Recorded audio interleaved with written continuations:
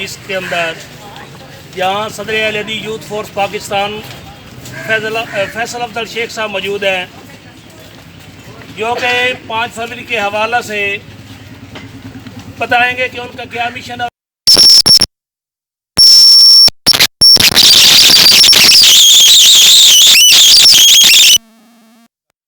کہ کشمیری عوام کے ساتھ پاکستانی عوام کے دل دھڑکتے ہیں۔ کشمیر پاکستان کی شاہ رگ ہے اور پاکستانی عوام اور کشمیری عوام باہم مضبوط رشتے سے بندھے ہیں، جس رشتے کا نام لا الہ الا اللہ ہے۔ ہر پاکستانی یہ نعرہ لگاتا ہے کہ کشمیریوں سے رشتہ کیا، لا الہ الا اللہ، اور انشاءاللہ یہ منزل ہمارے قریب ہے، اور راستے میں آنے والی رکاوٹوں سے، مصیبتوں سے اور جن آزمائشوں سے کشمیری عوام گزر رہے ہیں، اس سب کے باوجود وہ ہمت نہیں آ رہے، اور تحریک آزادی کشمیر 4تھی اور 5ویں نسل میں داخل ہو چکی ہے، اور جو بھی مسلمان ہے وہ انبیاء علیہ السلام کی سیرت سے بخوبی آگاہ ہے، اور انہیں پتہ ہے کہ ہر طرح کے حالات کے باوجود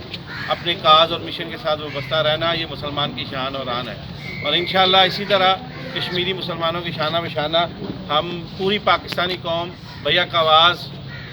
ڈٹی ہوئی ہے، اور ہم انشاءاللہ وہ دن دیکھیں گے کہ جب کشمیر پاکستان کا حصہ بنے گا اور ہندو کے جبر استبداد سے یہ کشمیر جنت نظیر جو ہے وہ آزاد ہوگا۔ باقی اس سلسلہ میں جو مختلف آپشنز کی بات کی جاتی ہے اور یعنی فارمولوں کی بات کی جاتی ہے کہ جی کشمیر کو چناؤ فارمولے کے تحت تقسیم کر لیا جائے، یا جموں لداخ علیحدہ کر دیے جائیں، یا کوئی اور اس طرح کے فارمولے، یا اسی طرح کنٹرول لائن فارمولہ، ہم ہر طرح کے فارمولوں کو مسترد کرتے ہیں اور اس بات کا مطالبہ کرتے ہیں کہ 1947 کی یا 48 کی جو اقوام متحدہ کی قراردادوں کے مطابق کشمیری عوام کو استصواب رائے کا حق دیا جائے، ان کو حق خود ارادیت دیا جائے، اور وہ اپنے مستقبل کا فیصلہ خود کریں۔ ہمیں یا کسی اور کو ان کے مستقبل کے فیصلے کا اختیار نہیں ہے۔ ہمارا صرف یہ مطالبہ ہے پاکستانی قوم کا اور پورے کشمیریوں کا،